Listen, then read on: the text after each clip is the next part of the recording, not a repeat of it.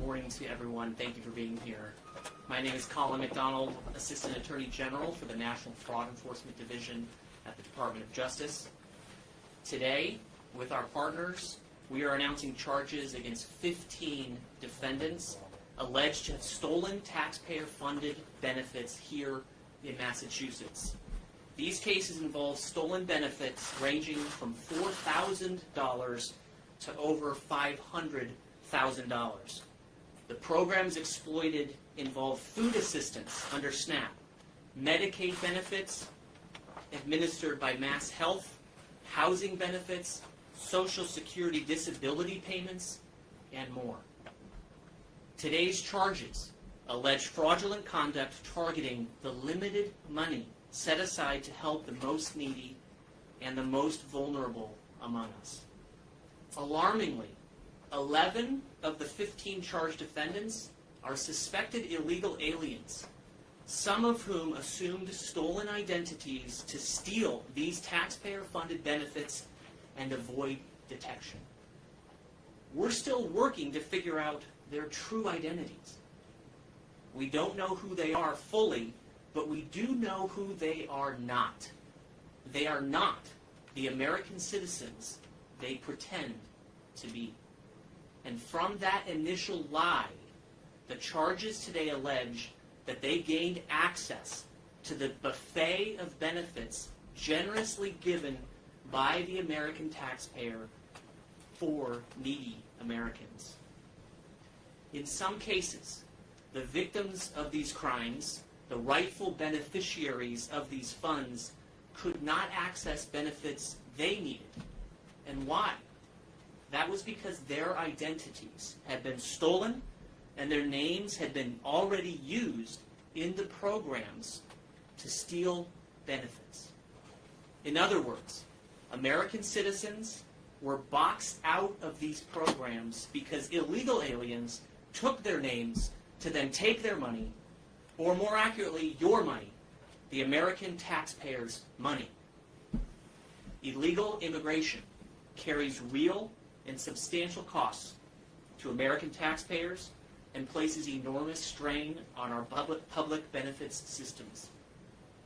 And the further we look, the more fraud we find.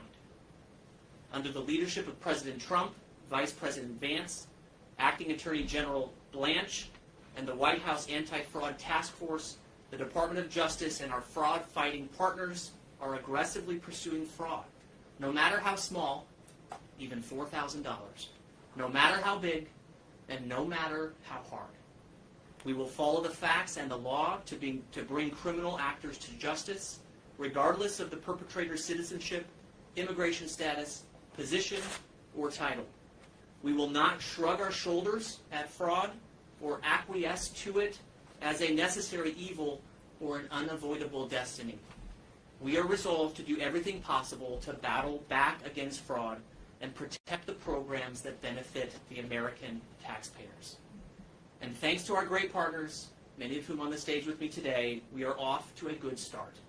In less than 2 months following creation of the National Fraud Enforcement Division, the Department of Justice has announced over 650 major fraud enforcement activities across the country, including major takedowns in Minnesota, California, and Ohio, and here today in Massachusetts.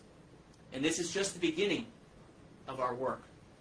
We are growing our team of prosecutors devoted to fighting fraud, and we are sharpening our focus to bring criminals to justice. As today's results show, these efforts are already paying dividends for the American people. And stay tuned, because we have additional major fraud enforcement activity to announce next week. I want to thank U.S. Attorney Leah Foley for hosting me here today and for her outstanding leadership in the U.S. Attorney's Office here. Leah is one of the most aggressive and most effective prosecutors in the country. Without her resolve and leadership, today's takedown would not have happened. I also thank our law enforcement partners here today who made this operation and these charges possible today.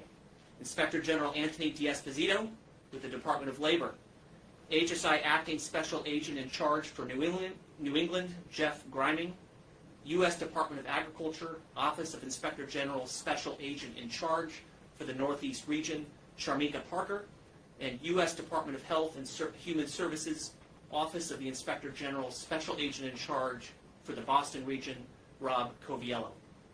Thank you all for being here today, and I'll now turn the podium over to U.S. Attorney Foley.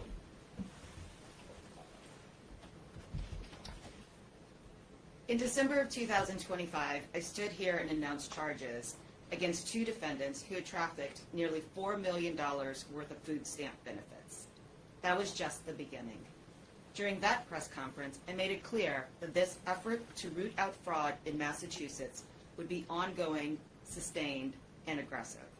Since January of this year, my office has charged over 65 defendants with an array of fraud offenses alleging over $56 million in additional losses. That's $63 million in alleged fraud losses we have charged in just 7 months. All at a time when many folks are struggling to make ends meet and local and state officials are considering spending cuts to cover constituent services. As we have said before, we are just beginning to scratch the surface. We have dozens and dozens of fraud cases in the pipeline and numerous ongoing investigations involving systemic, large-scale fraud schemes. So I assure you, there will be more coming. But today, we are announcing charges against 15 individuals, and the charging documents provide a snapshot of what is going on in Massachusetts. Unchecked, unbridled, rampant fraud. People stealing taxpayer dollars, lying about their eligibility, and, in many cases, lying even about their own identities. Of the 15 people charged, 11 are suspected illegal aliens who allegedly stole everything from SNAP to MassHealth to Social Security, disability, and unemployment benefits. One defendant, whose true identity is unknown even today, is charged with over $500,000 in fraud loss. MassHealth fraud, Social Security fraud, housing fraud, and SNAP benefit fraud, over $500,000. There is no doubt this loss amount would have continued to grow if not for today's charges. Another defendant, who is also an illegal alien for the Dominican Republic, allegedly stole over $74,000 in SNAP and MassHealth benefits. He was arrested by Homeland Security Human Trafficking Group during a boat stop near Key Biscayne in Miami, Florida. Another of these defendants, also an illegal alien, previously was convicted here in Massachusetts on federal drug charges. He allegedly stole $32,000 in MassHealth benefits. This list goes on and on. These are not one-off cases. They're not clerical errors. These cases are examples of what is actually happening across the Commonwealth every single day. Criminals, including illegal aliens, taking advantage of a broken system with no repair in sight. It should not be this easy to steal from the government. There isn't any place in the world where you can easily obtain free food, free housing, free health care, and free monthly income to which you are not entitled, all while being in the country illegally. However, it appears that you can come to Massachusetts and steal as many benefits as you want without fear and without any accountability. Although my office is limited in what we can do to force the state to be better stewards of taxpayer funds, holding these thieves accountable is something we can do, and we are doing it.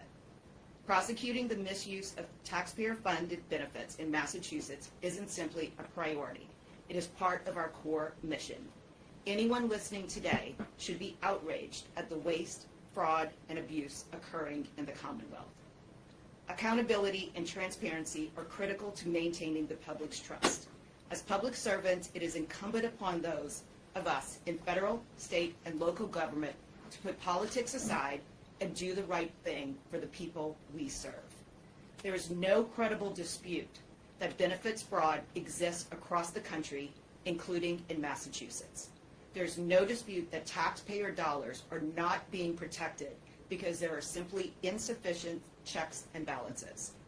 Until such time when the state authorities acknowledge the problem and implement solutions, the federal government will take on that responsibility and protect the taxpayers of Massachusetts. No political agenda, no word salad, just facts and action. The federal government will arrest everyone we come across who commits benefit fraud, no matter how small or how large that fraud is, plain and simple. As we carry out this mission, my office is grateful for the partnership of the National Fraud Enforcement Division and for the leadership of Assistant Attorney General Colin McDonald. Together, we will continue to work with the White House Anti-Fraud Task Force to safeguard American taxpayer dollars. Thank you, Colin, for being here today. And with that, I will turn things over to HSI.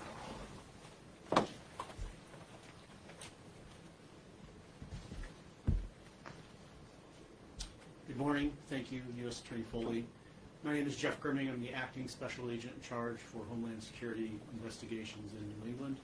I am proud to stand here today to join Assistant Attorney General McDonald and U.S. Attorney Foley, along with our partners, to announce the results of a fraud surge operation targeting the theft and misuse of government benefits in Massachusetts.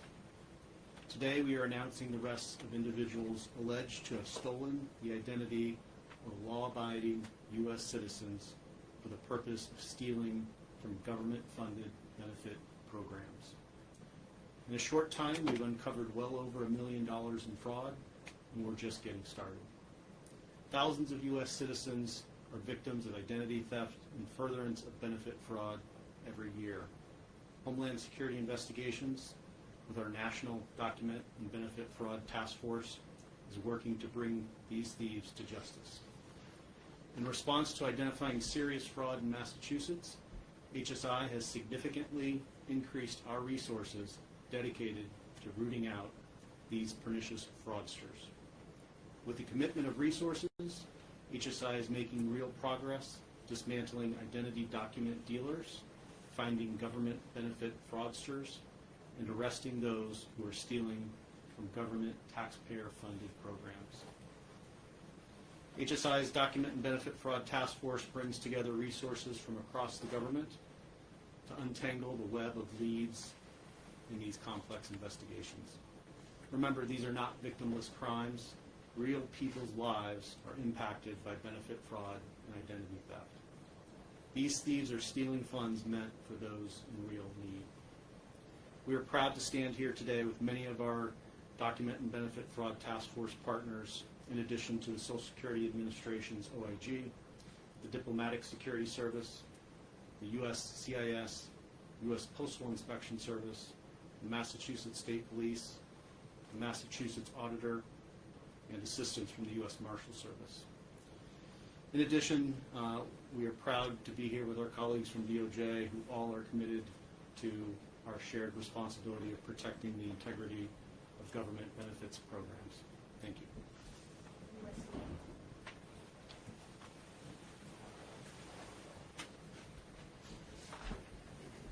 Good morning. My name is Sharmika Parker. I'm the Special Agent in charge for the U.S. Department of Agriculture's Office of Inspector General here in the Northeast region. The diligent work of the investigative teams have led to multiple arrests over the past 2 weeks. The defendants in these cases are charged with utilizing fraudulent means to steal government benefits, to include SNAP benefits that they were not entitled to. These charges should serve as a deterrent to those who intend to commit SNAP fraud and other benefits fraud. The integrity of the program remains to be an investigative priority for USDA OIG, and we will continue to help deliver justice and protect taxpayer dollars. On behalf of Inspector General John Wonk, we commend the hard work of the entire investigative team, and we appreciate the collaboration between our partners. We thank the U.S. Attorney's Office for their continued support and focus in seeking justice. Thank you. Thank you, Jess. Good morning. My name is Roberto Coviello. I'm the Special Agent in charge for the U.S. Department of Health and Human Services Office of Inspector General here in New England. First off, I just want to thank our partners, U.S. Attorney Leah Foley, the Homeland Security Document and Benefits Fraud Task Force, and all the partners that are up here today as part of that task force. It's one of the best in the nation, and we're fortunate to be a part of that group. Today we're here to address alleged criminal schemes in which falsified information and stolen identities were used to access taxpayer-funded government benefit programs. This type of criminal activity diverts critical funds away from the individuals and communities that these programs are intended to support. In the case of Medicaid enrollment fraud, it also mines the integrity of our nation's healthcare system. It also inflicts a serious issue for some of these folks who have their identities stolen. They end up with compromised medical records, and they end up spending years trying to fix their identities. The U.S. Department of Health and Human Services Office of Inspector General remains unwavering in our commitment to protecting the integrity of the Medicaid program. Every fraudulent dollar paid out through these schemes is a dollar taken from those who are truly entitled to these programs. And as we've demonstrated here today, we will not allow that theft of taxpayer funds to go unanswered. Thank you.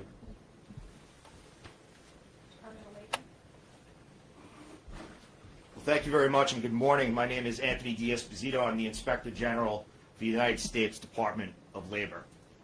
In the past 17 months, President Trump and his administration has secured our border. But cases like we're hearing about today tell us the toll of allowing over 15 million illegals to flood the United States of America and take away resources from our most vulnerable population.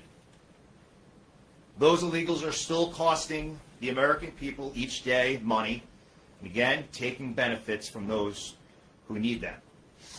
Today is a perfect example of how here in America, law enforcement agencies are partnering from the local level up to the federal level.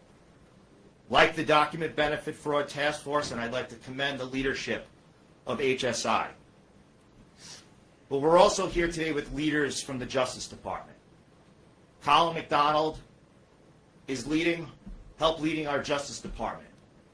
Leah Foley, the U.S. Attorney here, who have transformed the Justice Department and the collaboration between agents on the street.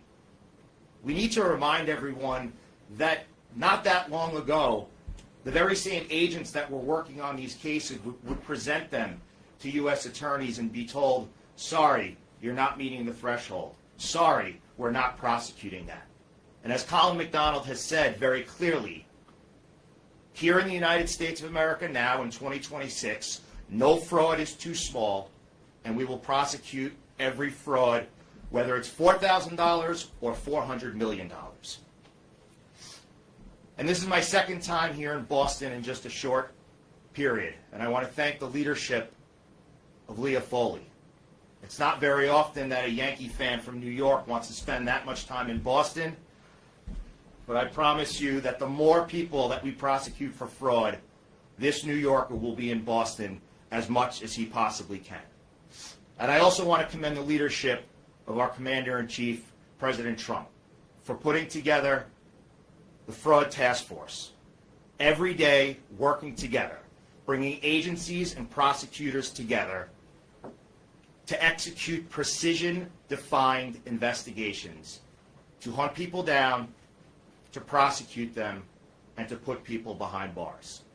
With the team you have on the stage and with the agents working throughout the United States of America, I will remind the fraudsters that are listening at home, you should sleep with one eye open because we are coming for you. Thank you. Thank you, Anthony. We'll take a few questions if folks have any. Is that how you first became aware of all of this illegal activity that was going on? Legitimate, deserving people were applying for benefits and being denied because they were told, "Oh, you've already been given stuff." Is that how the genesis of it was? So your intuition, sir, is correct. The question being, do we find some of these cases by virtue of others trying to sign up for benefits and then not being able to by virtue of already being in the system? And that's right, sir. That is how some of these cases, at least, come to our attention, where you have someone who actually does need food benefits, or someone who actually does need Medicaid benefits, or whatever it might be. They will walk in and say, hey, I need to sign up for this particular benefit, I need it, and I think I qualify for it. And they will be rejected because they will say, no, you're double dipping. You're actually on the books in Massachusetts, even though you are seeking benefits in Puerto Rico, you're on the books in Massachusetts. You're already getting benefits. You cannot have these benefits. So that is one way in which we learn of these cases, is folks coming forward to say, hey, I'm certainly not in Massachusetts, but my name is up there, and someone up there is not only obtaining benefits in my name, but is also racking up criminal history in my name, such that there's criminal history in some of these individuals' names that doesn't belong to them, but there might even be warrants in the system for them, among other things that make it exceedingly hard for folks where their identity has been stolen to be able to prove that they are who they are, because someone in Massachusetts has stolen their identity and is stealing the benefits that are really owed to them. Were the 15 individuals in any way connected to one another in any type of criminal conspiracy, or are these just random individuals that you've gone after? So these individuals were identified by our investigative team by virtue of some data analytics and then other witnesses coming forward. I wouldn't speak to any necessarily broader criminal conspiracies at this point. They are charged individually by complaint as individual cases, not as conspiracy cases. We do, though, see expansive conspiracies in this regard and in the benefits fraud space, including international components of criminal organizations who see benefit programs in America as a very soft target to be able to infiltrate. So there are highly sophisticated criminal organizations that are banded together. They'll even coach each other on how to do it. They'll come up with a playbook for how to get in the door. Let's say get in the door with SNAP, which then gives you access to many other benefit programs without any further verification. In the past, that is. Now we are building out those financial security protocols to make sure that that can't happen. And there was an earlier comment about insufficient checks and balances at the state level. Are these federal monies that are just given to the states, and the states administer it all? Yes. The federal bureaucracy is kind of a big, nameless, faceless entity. So is the state bureaucracy to a degree. Is it because it was just this big bureaucracy administering it that was? Who do you lay responsibility at the feet of? Governor Maura Healey?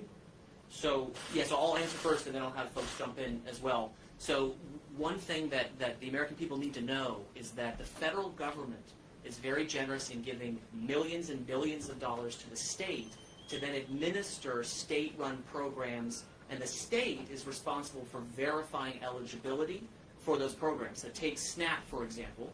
The federal government gives the state of Massachusetts millions of dollars to run their SNAP program. They are responsible, the state of Massachusetts, for verifying eligibility for anyone going onto the SNAP program. We don't have access to those records that would demonstrate whether they are actually applying rigor in that verification process. But as I mentioned before, once they're in the door, once they've been given a SNAP benefit, they essentially now have a passport in the form of a SNAP benefit card that they can take to all the other benefits programs and say, hey, I'm eligible, I'm on SNAP. So even just getting in the door with SNAP through the state-run program gives them access across the board to other benefits programs. And I'll back up and see if my colleagues have additional remarks in that regard. Yeah, I mean, when it comes to the benefits, they are state-run. The federal government gives the money down. And like Colin mentioned, you use SNAP as an example, or you use the unemployment insurance, right?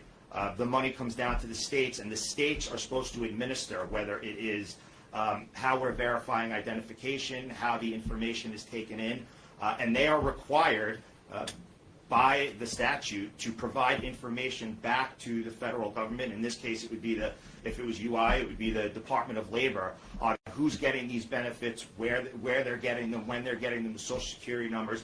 I mean, we're at the point now where there are some states who are actually suing the federal government in order to keep the information from giving it to us. I mean, you take some certain states, the state of Massachusetts owed over $4 billion in unemployment insurance after the pandemic, and thankfully, I guess for the governor, they were given a sweetheart deal between January 1st and January 20th of 2025, and they were, cut a deal that they only had to pay half of it. The state of California owes over $20 billion back to the federal government. The state of New York is hemorrhaging $2 million a day in UI benefits. So yes, it does come down to the specific states, and the fact is that they don't have guardrails. They have, in some cases, bad leadership, and they don't want to work with the federal government in order to provide the information that we need in order to take fraudsters down and put them behind bars. So does the buck stop with Governor Healy? Does the auditor have a responsibility here?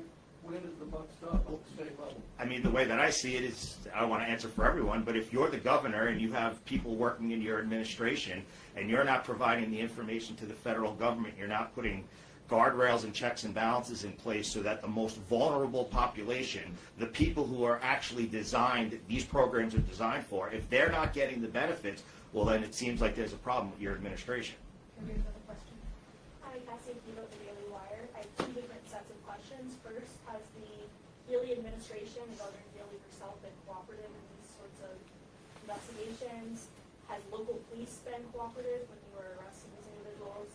And then also, how do these illegal aliens steal these identities, and how can Americans protect themselves from this happening to them? So going in order, my preference, I guess. Local law enforcement has always worked hand in hand with state and feds. So there have been absolutely no issues with law enforcement. The governor's office nor the AG's office neither has participated in any of these investigations. And I've always said I will work with anyone for a common goal. And I do believe that this is and should be a common goal for everyone who is in any type of law enforcement position in Massachusetts or political position. Did you ask for them to participate, or you guys didn't need their help?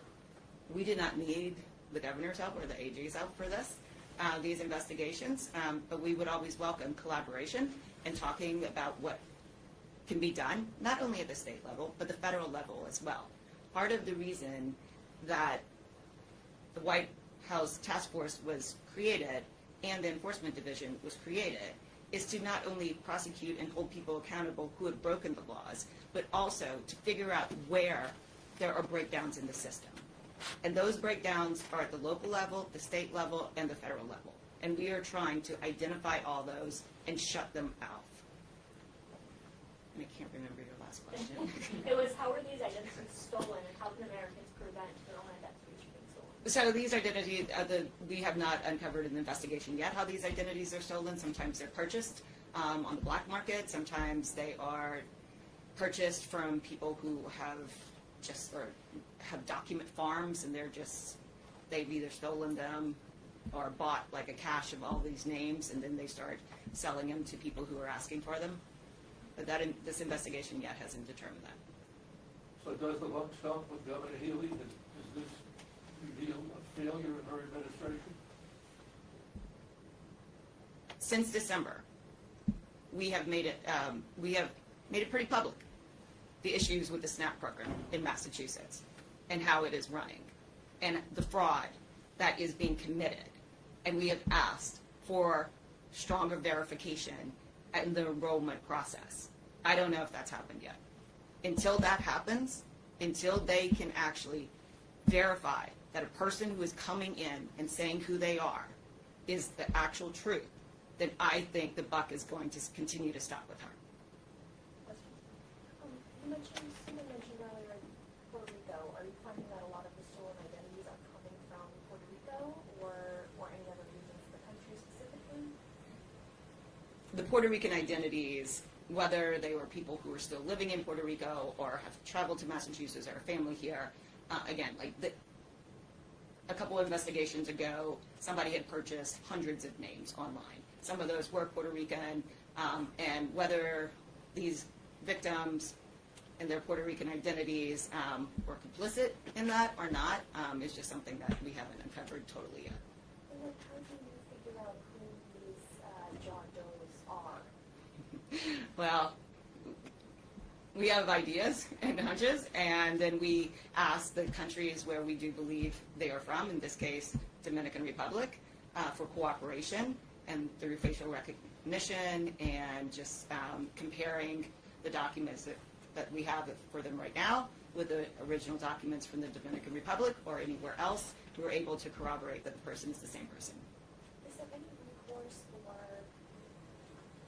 this maybe is a state question, but you said that some of these folks have been convicted of state crimes under these false identities. You know, how do people, is there any recourse for that? So I know that there is a way to like put somebody's true identity into the system, in the seizure system, and whether the state has, if there are any specific avenues that somebody can follow, like if you sort of like on the no-fly list, if your name just matches, and there are certain places you can, or things you can do to try to distinguish yourself from that person. But a lot of times these victims, they don't know. Because unless you get arrested, and they're like, oh, you have 3 prior convictions, you don't know that someone has a conviction in your name. Any other questions? What are you doing to help the victims? Well, one, we will help them to get their identities back and to make sure that if they are applying for any type of benefits, that we will make it clear to who they're applying to that this is the real person. And we will continue to work together to address any of the issues that the victims are facing and try to get them any relief that they need. So if you find a family member who's a victim, what should they do? I think they should contact their local police department or the FBI or local U.S. Attorney's Office if they believe that they are a victim of stolen identity, absolutely. And we will work with them to get their identities back and to make sure that whatever record and trail that somebody else left in their name is somehow expunged. Okay, thank you. Thank you.